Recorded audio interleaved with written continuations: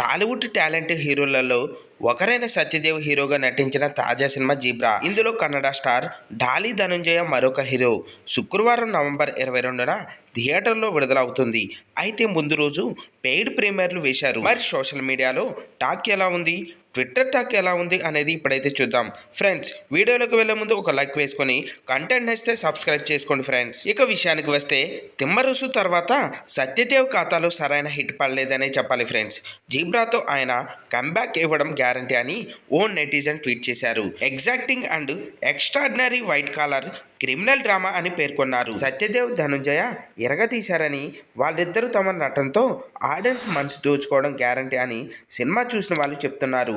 Comedian Sathyaraj jenny magic చేశారని తెలిపారు. దర్శకుడు ఈశ్వర్ కార్తిక్ చాలా తెలివిగా స్క్రిప్ట్ సీన్స్ రాశారట. రవి బస్రూర్ బ్యాక్గ్రౌండ్తో ఎరగతీశారనే చెప్పాలి.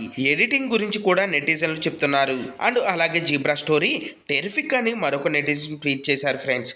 ఇదొక ఎక్సలెంట్ సినిమా అని ఇంకొకరు పేర్కొన్నారు.